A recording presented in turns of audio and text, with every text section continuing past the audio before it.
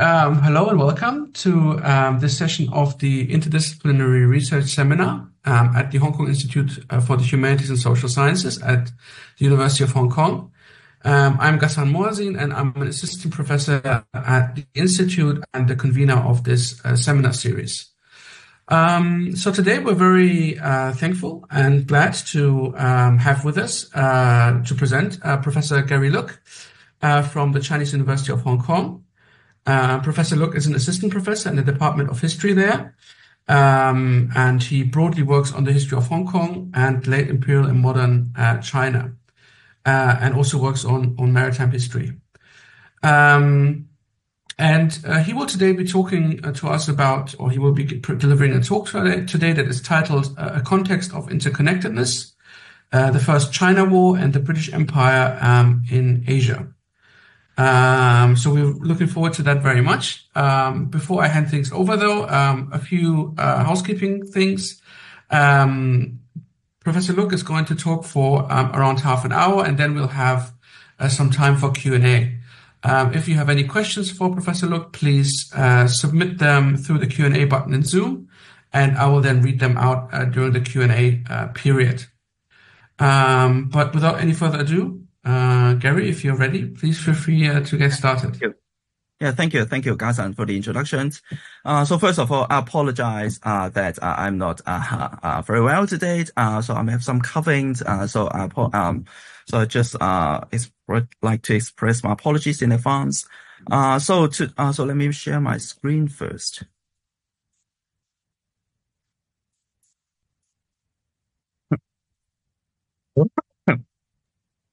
So, it is, first of all, it is good to present, it's my alma mater, Hong Kong U. So I did my, master, here.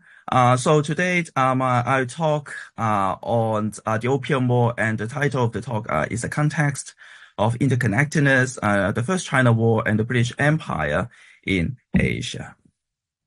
So, the contents of this talk are extracted, from, the current book, that I'm completing. That employs what I call a trans-frontier perspective to understand the Opium War. So this is also the central argument of today's talk. I argue that to fully appreciate the origins and nature of the Opium War, we need to adopt a trans-frontier perspective. And by trans-frontier perspective, if you consider the history of the British Empire, I emphasize the links and parallels of the frontiers of the British Empire in Asia. So I argue that, if we examine the Opium War, we should not just look at China, but we have to look at the, much broader context, which is, the frontier context within both the British and the Qing empires. And today I talk about the British stories. So in the Asian context, the British frontiers could be on different levels. So first of all, they could be territorial. So for example, there were, the Burmese frontiers that, the British acquired after the First Burma War.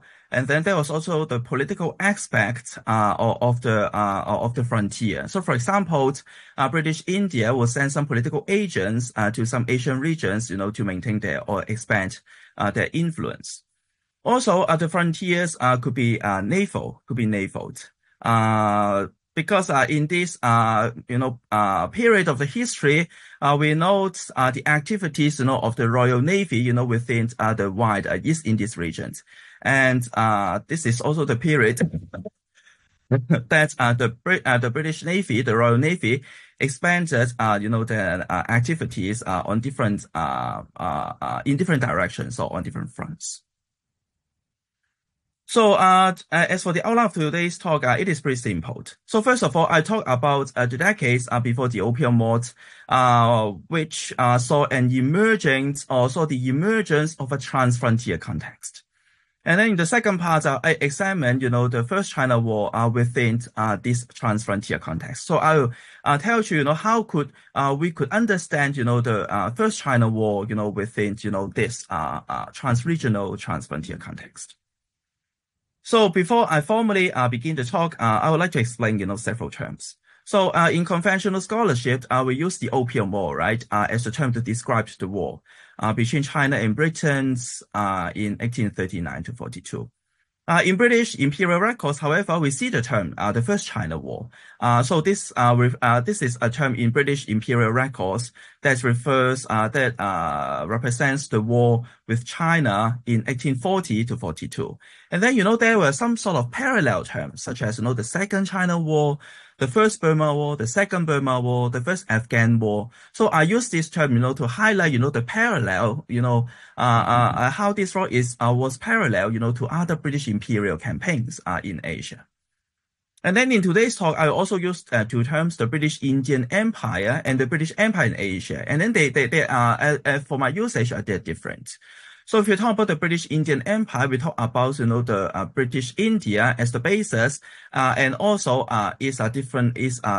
various frontiers. So for example, the Burmese frontiers, the Afghan frontiers, the Western Maritime frontiers, reaching, the Middle Eastern regions, etc. But when we talk about the British Empire in Asia, I also take the Royal Navy into consideration, because I argue that the Royal Navy was one central agent of the British imperial expansions in Asia. And then in today's talk, I also use the term East Indies. So East Indies was geographically, it was pretty vague, right? So it refers to the east. But this is a term that was used recurrently in the British records. And then the station of the Royal Navy in the east, in the region that I will be discussing today, is called the East Indies region. So within this strictly defined East Indies region, both the East India Company and the Royal Navy expanded in different directions. And then EIC refers to East India Company. So if you're familiar, with the scholarship. And then HMS refers to Her Majesty's vessels, or the vessels of the Royal Navy. So Her Majesty, of course, means that, during that time, Britain was under the rule of Queen Victoria. So in today's talk, I start as the end of the French Revolutionary and the Napoleonic Wars from 1792 to 1815. Indeed, this war was significant. For the British imperial presence in Asia. So this war saw the British military and naval supremacy in the regions across Asia, and of course also in various other parts of the globe. And then the war also saw that the British acquired many territories, many from the Dutch hands. So, for example, during the war, the British established a wartime frontier across the Dutch Indies regions. So they took, many of the, territories from the Dutch hands, because during the time, Holland was occupied by France during the war. And then some of the regions, some of these territories were kept by the British after the war. So, for example, the Ceylon, or the present-day Sri Lanka. Also, after the war, we saw the further British imperial expansion in different directions in the East Indies regions. As an acceleration of the periods before the British enjoyed a victory over the indigenous powers in Asia, for example the Marathas Empire, or the Marathas regimes on the Indian subcontinent. Sorry. And then the British also won a series of the imperial campaigns, such as the Nepal War in 1814 to 16, and also the First Burma War in 1824 to 26, and also around the same time of the of the First China War, the First Afghan War. So in 1838 to 1842, and during this time, or especially after these wars, the British, would establish the post of residence or the political agents in Kathmandu, in Nepal, in Ava, in Myanmar, or in Kabul, in Afghanistan, and also in the Middle East, at Bushehr Islands. So, these regions, these residents or political agents were important agents that maintained the British foremost and in direct and indirect, control or influence in these, Asian regimes outside of India.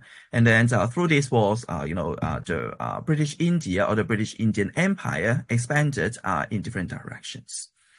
In this photo, you can see, British residents, Brian Hodgson, who was the resident in Kathmandu for much of the period of the early 19th century, including the Opium War period. I'm sorry that this map is a bit small, but I would like to use this map to explain what I mean the British Indian Empire and also the British Empire in Asia. So in this map, we have India here, right? And then on the east, we have Burma here, and then we have some Burma's territories then under the British India's control. So these territories were ceded to the British. Sorry. After the First Burma. And then here in the north, we have Nepal here. So after the Nepal War, a residence was established in Kathmandu. And then in the west, we have Afghanistan here. So we have the first Afghan war that happened around the same time of the Opium War. And then further west, we have the Arabian Peninsula. We have the Red Sea regions, and then we have these areas. The British also had their frontiers established, expanding or reaching there. So they will also have the residents in these regions. And then the Royal Navy, in the East India stations, would also, conducted a series or perform different kinds of tasks in these regions. And then, of course, in Southeast Asia, we had, the Penyang, we have Singapore, we have the Strait settlements, right, that was established in 1820s. And then we have the Singapore, established in 1819. So, and then these regions, was roughly, referred to as the East Indies. And then this is the regions where the Royal Navy's East India Station was based. So this is essentially, my idea of the British Empire in Asia. So indeed, the forces of the East India Company and the Royal Navy were the major agents, of the British imperial expansions in the regions. So we could see that these forces, the forces or the armies and the marine forces of the East India Company were not only deployed within India. So they were also deployed in regions outside of India. So we know that, so if you know a bit about the East India's company's armies, the presidency's army, right? The Bengal, the Madras, and also the Bombay. But these, armies, in fact, were not only stationed within India, they would also, be sent outside of India, for example, in times of war or in times of, or to maintain, territorial control after the war. And the British India Company also had their marine forces. So we might pay, lots of attention, on the Royal Navy, but indeed, the East India Company's marine forces were also, crucial for the British imperial expansion. And after 1830, so sorry, it's very too sensitive. So after 1830, the Bengal Marines was renamed the Indian Navy. So that's why we have the name of this book, History of the Indian Navy. A classic work written by Charles Lode. And then the Royal Forces, of course, were also deployed with not only within a British Empire, but also not only within British India, but also in the regions beyond that in Asia. So during this, so in my book, I've discussed how the Royal Navy expanded their activities in the East Indies regions, but I'm not going to give you too many details. But here, what I want to say is that they expanded their geographical scope of activities in different directions when they perform different types of tasks. So they were not only required or not only needed to fight in times of war. They will also, be needed, to convoy, to act as convoy forces, to protect, the British, merchantmen, and also, to suppress piracy, in various regions, for example, in Southeast Asia, and also, to protect the local commercial interests. So just a simple, maybe demonstration of force, in the regions. And then we see that during these times, before the war, before the First China War, we already could see the deployment of the Royal Naval Forces on a trans-regional scale. And then in these various regions, that included China. So, for example, in 1837, HMS Her Majesty's Special Relate visited, China, Manila, the Ryukyus, and Penyang to perform different kinds of tasks. Sometimes, to rescue some shipwrecked sailors, sometimes, to investigate a region, etc. And then in this process, the East Indies regions were weakly defined, but with their activities, the regions the activities expanded, within this weakly defined regions. And then this period, we could see also the rise of what I call the trans-regional strategic thoughts. So, under, this, trans-regional strategic thoughts, many of the, authorities in British India will think that, what happened in one region might have consequences or might be related, to other regions. So, for example, so if you are China, historians, you should be quite familiar, with the history, of the Amos Embassy of 1816, right? So Amos, if you know, was, later became the governor of Madras. And then he was, the governor, when, the first, Burma War, broke out. So, and then, during the first Burma War, he really paid much attention, to make sure that, China would not be agitated, with, the British engagement, with, the Burmese, with the Miamis, during the war. So, Amos, in other words, thought about the China and also the Burmese theaters together. Well, so in fact, there was a, if you look at the history of, the British naval history in China, we could see that, during the period from 1816 to 1833, the British adopted a policy of naval restraints. So during this period, the British, pay, most attention to the, commercial trade, and they did not, want, to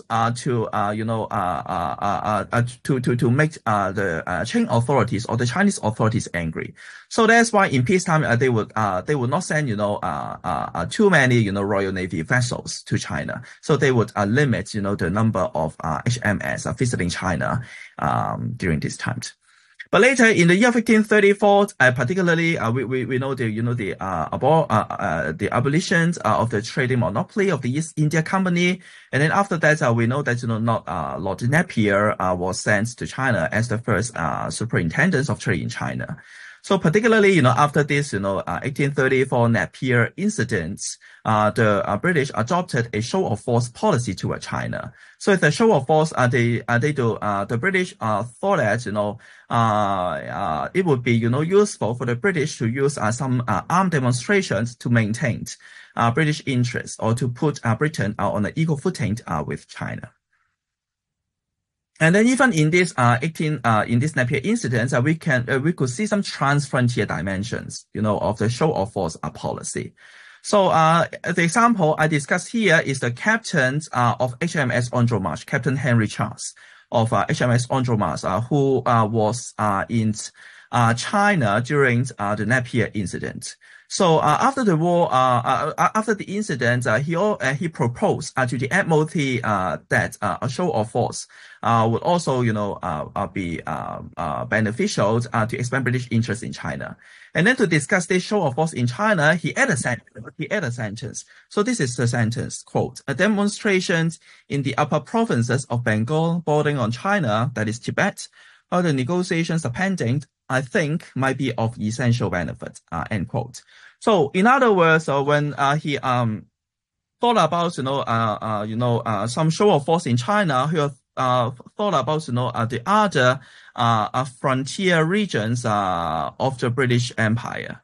Of the British Indian Empire, that is, the Bengal, regions, bordering Tibet. So, in other words, while, Captain Charles thought about a show of force in coastal China, he also thought that it would be, useful to also give, add some pressure, on, another frontier.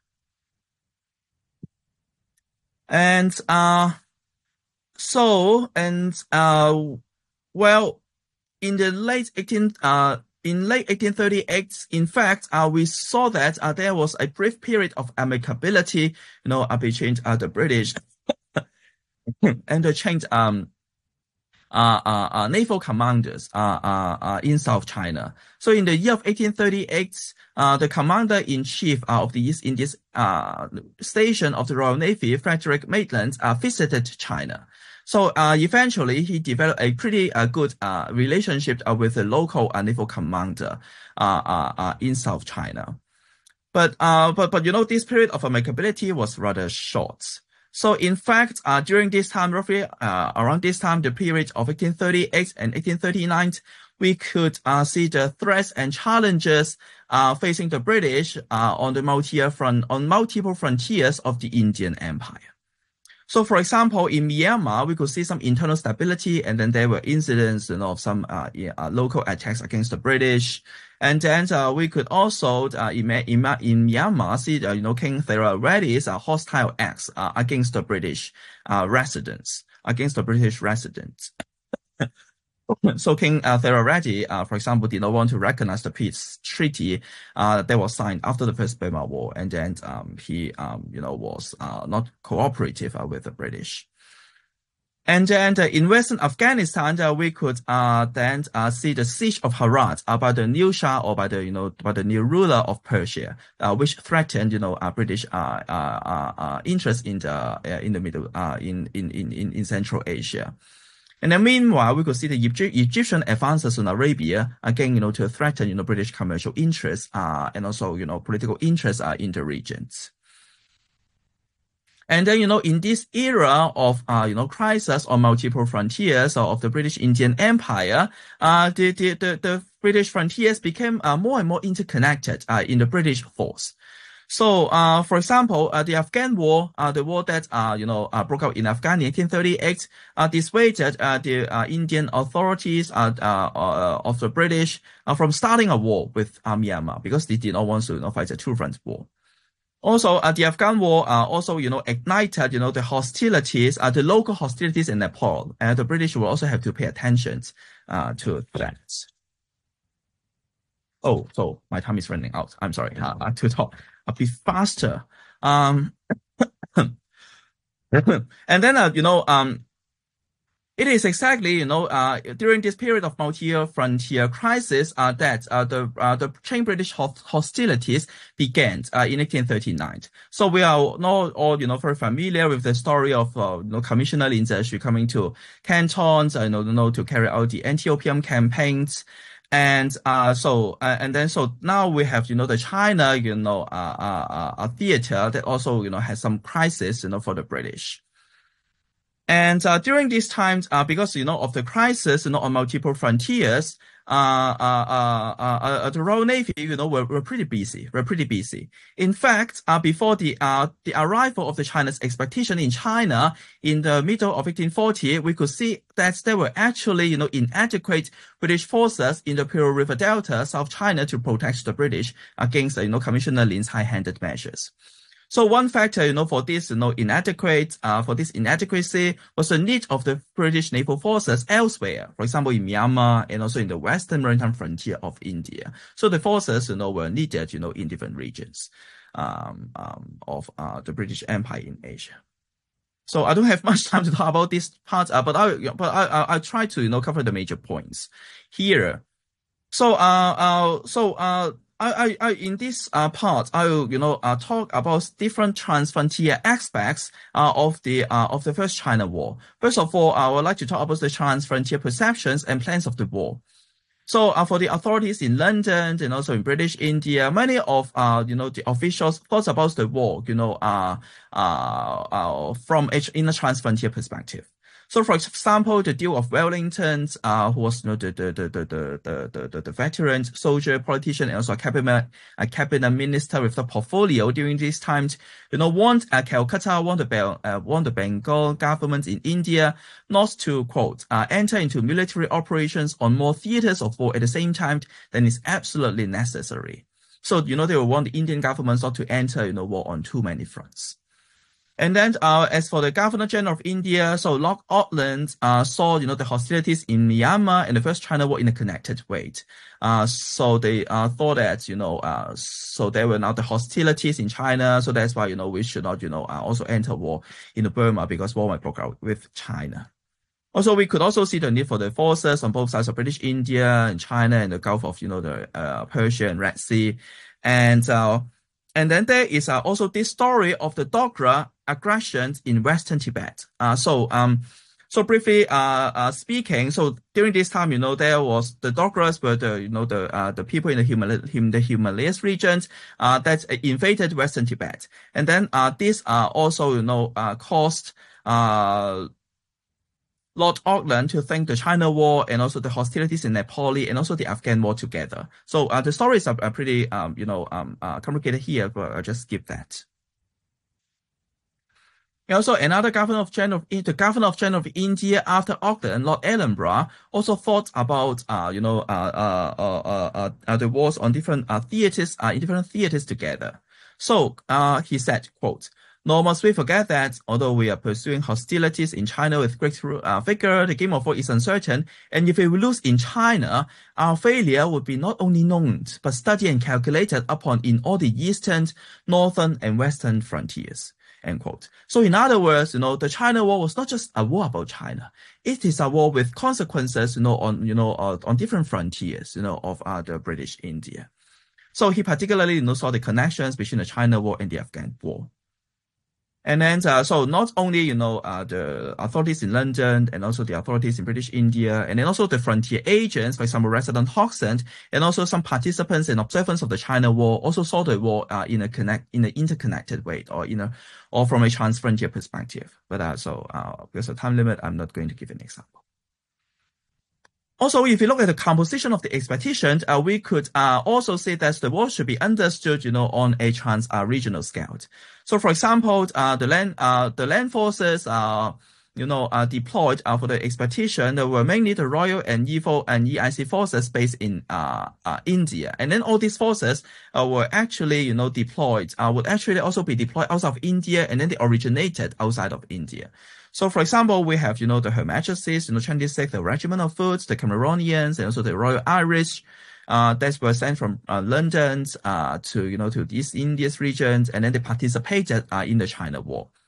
And then we could also see the deployment of sepoys, and then some of them were outside of India. So during the war, some of the sepoys would be sent from India, but some of them would be sent from other East India's regions to China.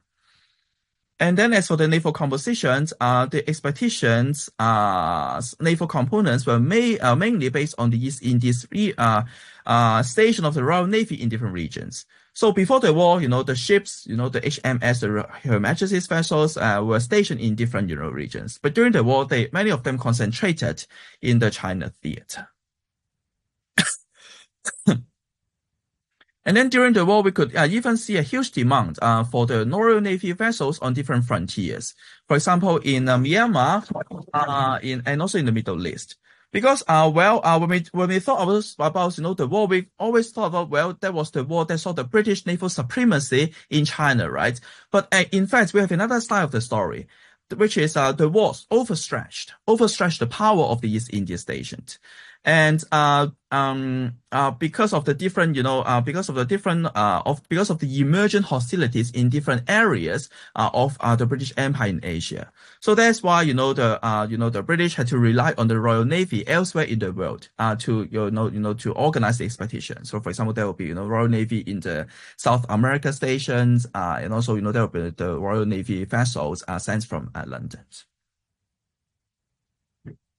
So in conclusion, I argue, I would like to emphasize that the Opium War was a war fought between two empires, and then we really have to appreciate this. If we really want to understand, the origins and the nature of the war. So when we talk about two empires, we are talking about two imperial entities that expanded their rule in different regions, including the frontier regions. So that's why I argue that we have to adopt a transfrontier perspective to examine the war, to fully appreciate how the war was significant and how the war meant for both the British and the Qing empires.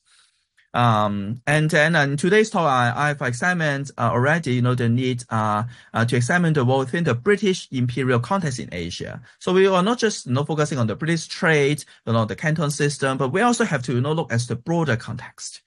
And so that's why today's talk, I hope that already examines the relationships or how we should examine China within the transfrontier history of the British Empire in Asia. So that's the end of my talk. So thank you for your attention. So if you have any questions about my research, about this talk, and also about my book, you're very welcome to raise them in the Q&A section. Thank you.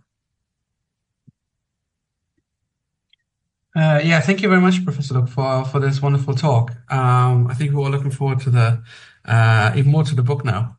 So as I said, we now have some time for Q&A. So if you have any questions for Professor Luke, please submit them through the Q&A button in Zoom, and I will then read them out for Professor Luke to respond to. Maybe I can get us started with a question that sort of came up that I thought of when listening to your talk. Obviously your focus was very much sort of on the British Empire in the talk right now, but I wonder, sort of my question is, how much did China actually know about what was going on in the British Empire in Asia more generally? Did they consider that at all, or did they not really know about this or care about this? In particular, because you mentioned Captain Henry Chedds, who said, in 1834 that the Chinese would, pay attention if they might have some, movement on the border with Tibet. So I was just wondering, what is the Chinese perspective on what you've talked about today, and how much did China know or care about what was going on? Yeah, thank you. Yeah, that's a wonderful question. So actually, a number of scholars, have examined the issue. So the scholar that immediately pops up in my mind is Professor Matthew Mosca, who has a book, that examined, the Qing policies, the Qing frontier policies regarding British India.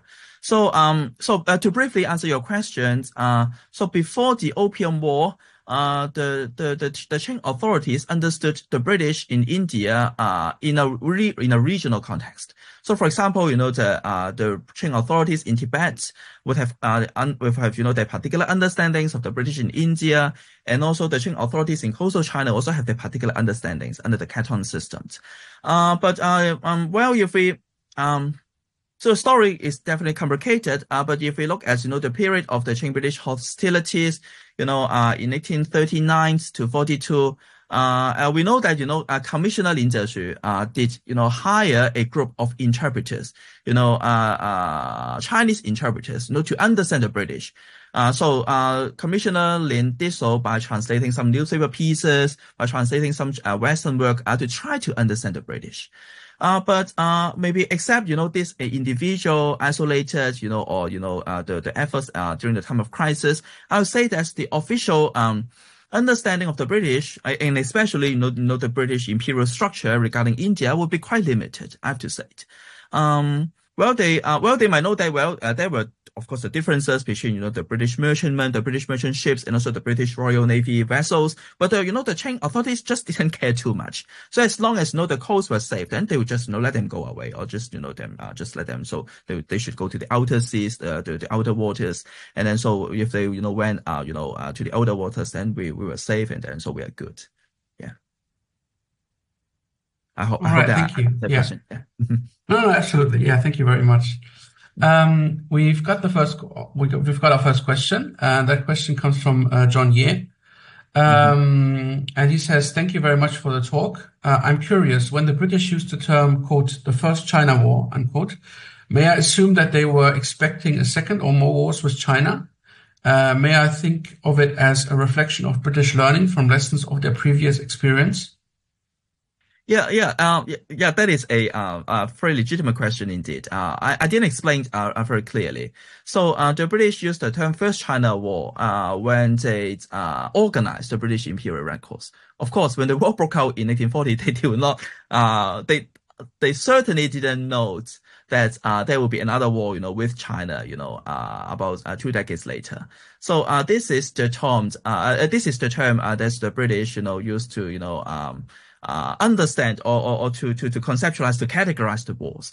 And so as I said, as I've explained in my talk, I use this term to highlight, the parallels between this war and also other British imperial campaigns. For example, the Afghan war, the first Afghan war, the second Burma war. So, and this is also one subtle way of mine, to emphasize, that, these wars were sort of comparable, or even, in many cases connected. Yeah. All right. Yeah. Thank you. The next question comes from Wailo, and the question is, thank you for the fascinating talk. I totally agree that the First Opium War should be seen as a war between two empires, not two countries. Could you please say a bit more about how frontiers played a role in the Qing Empire's approach towards the Opium War? Oh, yeah, that is the another part of my book. So so today I mainly talk about the history of the British Empire, and then this is basically the first half of my book. So in the second half of my book, I talk about the history of the Qing Empire. Again, that we should also use a transfrontier perspective to understand how the Qings fought the war against the British. So in my book, I argue that the British, the Qing authorities, conceptualize both the frontier space and people in some interconnected way.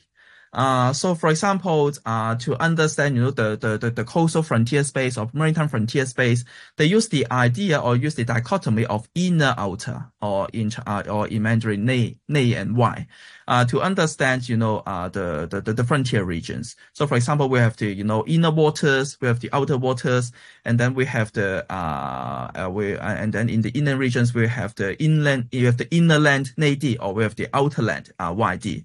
So we have this, inner outer, dichotomy used by the Qing authorities to conceptualize the frontier space. And then this conceptualization was indeed instrumental for the Qing authorities to organize their defense against different kinds of threats. And then during the war, of course, to organize, the coastal defense against the British. So that is one. And then in my book, I also examined, the notions of yi or fan, or, many scholars would translate as barbarians, and also hanjian, the term many scholars translate as Han or Chinese traitors, as some trans-regional framework to understand the interactions between the Chinese subjects and also, the various kinds of the non-Han peoples, including the British. So, for example, they will use the, Yi and Fan to describe the British, and also, to describe the Burmese, and also describe, the native, Tusi, or the chieftains in southwestern China. And then they will understand, the war, or the Opium War, or the war, with the British in 1839 to 42 as a war against the Yi and Fan. Okay, and then also for the Qing authorities, they also understood the war as a war against Hanjian. And then a war against Hanjian did not first take place in the coastal regions. War against Hanjian also took place in other frontiers. So, from all these perspectives, with all these perspectives, I will also highlight that, a trans-frontier approach is also imperative for us to appreciate, what the war meant for the Qing. Right, thank you. As I said, if there are any other questions, please feel free to submit them through the Q&A button. We still have a bit of time. In the meantime, sort of another question I had, particularly when you, I can't remember whose quote that was, but you had a quote by, I think, a British naval captain that said, whatever the outcome of the China War will be, will have repercussions in the British Empire elsewhere in Asia. Yes. And I'm wondering whether you could talk a bit more about what actually happened then. I mean, I mainly work on East Asia, so I kind of know what the impact on Japan was, for instance. But what was the impact in the wider Asian empire of the British of the successful outcome, I suppose, of the First Opium War? I mean, was this quotation that whoever made that quote was that correct? Were there repercussions or not? If you can talk a bit more about that, that'd be great. Sure. Yeah, definitely. I can give you some examples. The war, the victory of the British in both China and Afghanistan did maintained the British prestige in the region. So if you know a bit more about the first Afghan war, the British suffered setbacks during the war, so they had to retreat from the Afghan region in the winter of 1841 to 42, which was a huge debacle for the British. So that's why winning the China War was really important, as also winning the Afghan War, because they were both needed by the British to maintain their prestige in the regions. And then also winning the China War was also crucial for the British to maintain their influence in Nepal. So I can discuss the example of Nepal here. So during the war, because the Nepali court knew that in Kathmandu, the British were entering the war with Afghanistan, and then they were suffering some setbacks, and then they were also entering the war with China. So that's why the warlike factions in the court was on the rise. They thought that we should do something against the British. So that's why during the war they would they had tried to reach in different directions to seek alliances with the indigenous rulers in the Himalayas region. Or also in the in various other regions around the South Asian subcontinent. But when the British actually won the war, the warlike faction lost their power within the court, and then the British resident was once again able to sort of maintain an influence over the court. So we have examples like this. That's what happened in China would have consequences on various frontiers. So this is not just a belief. Something did happen. I mean the consequence of the China War upon the various frontiers. Yeah, thank you. That's very interesting indeed. We have another question from DM Long, and the question is. Thank you for your insightful talk. I was wondering if you have a certain reason as to why you prefer the framework of transfrontier over that of inter-imperial. How would you locate your work within the growing imperial historiographies that examine inter-imperial connections? Thank you. Yeah, very good question.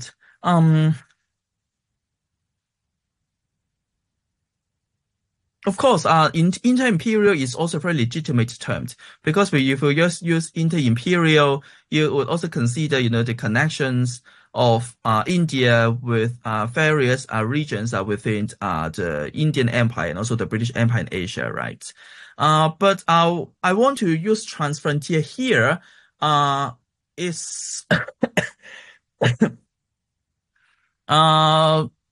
Is to emphasize that we look at the war not just by focusing on China, but by focusing on many various other regions, within the British empires, particularly, the frontier regions, of the Indian Empire and the British Empire in Asia. Yes, if we use the inter-imperial connections, I will, give, emphasis on British India indeed. But especially when I consider, my, the section of my book on the Qing Empire, I focus, indeed more, on the connections between different, frontiers rather than, the imperial structures. So, I would, so in the title of my book, I would still like to stick with, the term, transfrontier, in order to emphasize that we should we look at the war within a much broader context. Because I think that, for me, transfrontier, which means, the parallels and also the connections between different frontiers, would be more, a bit more specific, I think, than the term inter-imperial. But inter-imperial is also a very legitimate term. I also keep this in mind. So when I, write my book. Okay. Thank you. Yeah, thanks. Yeah. We have another question from Manning Chan. The question is, thank you for this inspiring talk. In terms of transfrontier history, is that like the Qing Empire, is it the case, I think, that like the British, the Qing Empire also considered the victory or failure of the Opium War that it would impact other frontiers that China had to deal with during that period? So I guess whether China also felt that, the victory or failure of the Opium War would impact other frontiers. Yeah. Not the case for the Qing. If I really want to, if I just have a brief answer to your questions. So I think Professor, I have to mention Professor Matthew Mosca again, because he has already examined this issue in his book. So for the Qings, they did not consider the frontier in an interconnected way in terms of frontier policies. Okay, in terms of having some trans-regional frontier policies. No, such things did not exist by the time of the end of the Opium War. Okay. So what I highlight in my book is from a it's more conceptual. It's more conceptual. In my book, it is not a very neat comparison between the two empires. That's not the case. What I want to emphasize in the book is that we have to pay, first of all, equal emphasis on the Qing and the British empires. So that's why I discuss both parts. I discuss both the empires in both parts of my book. And but I'm not trying to do a very neat comparison between the two empires. And then, so one major difference, indeed, maybe perhaps, with the case of the Qing and the British empires is that, many of the authorities in London, British India thought about the frontiers, in an, interconnected way as time went on, whereas the Qing, that is not the case. I think this is one major difference between that. So in my, so I think, that my answer should be, sufficient for this. Yeah. Yeah, interesting. That would also highlight then quite a bit the sort of the difference.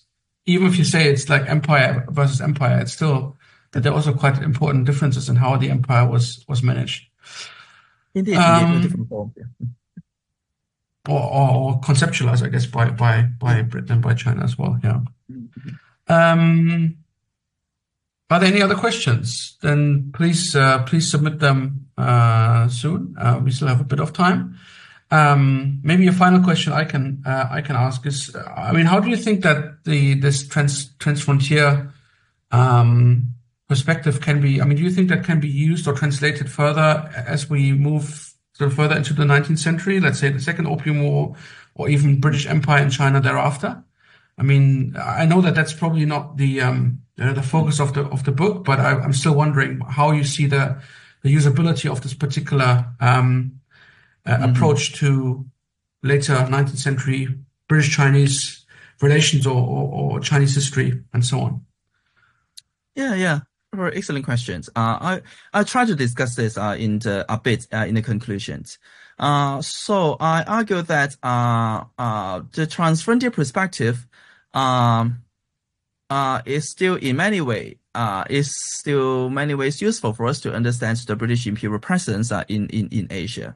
So we know that well, during the war, the British even established a wartime frontier in China. So they occupied and also they blockaded vast regions across China. And then after the war, they even kept a sort of frontier presence along the China coast. So they had the even the China stations of the Royal Navy, and then also they have some insular some island possessions along the coast of China, and then there was the consular presence in China, right? So I think that we could also still understand the British presence within the frontier perspective, but and also for the there are also many cases after the war that shows that the British would consider happenings in different regions together.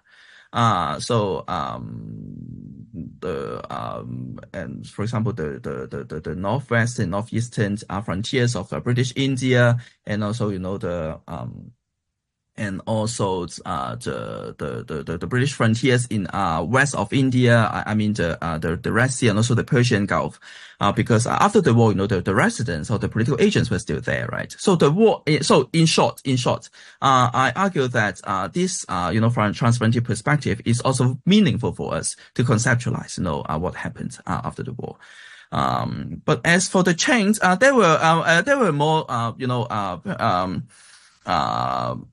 the ideas of the inner outer, Yivan, and also Hanjian also persisted a bit. Well, there were also some, modern concepts, entering China. But in my book, I don't want to go into too deeply. I argue that, these concepts, continue, except for a period after the Opium War. So I think that, by the time of the Second Opium War, we could still, understand, I use the concepts of inner outer, the barbarians, and also the Hanjian, to understand, the British, the chain conceptualizations of different frontier regions. Yeah. All right. Thank you. That's very interesting. Yeah. All right. It seems like so we don't have, do we have any final question? Then now is the time. But I think if not, then what remains for me to do, Professor Luke, is to thank you very much for taking the time to give us a talk, and also to for answering all of our questions so patiently, and also thank you to everyone who joined us online. And again, thank you very much, Professor Luke, in particular, for giving us such a wonderful talk. So thank you to everyone. Thank you. Goodbye. All right. Bye-bye. Bye.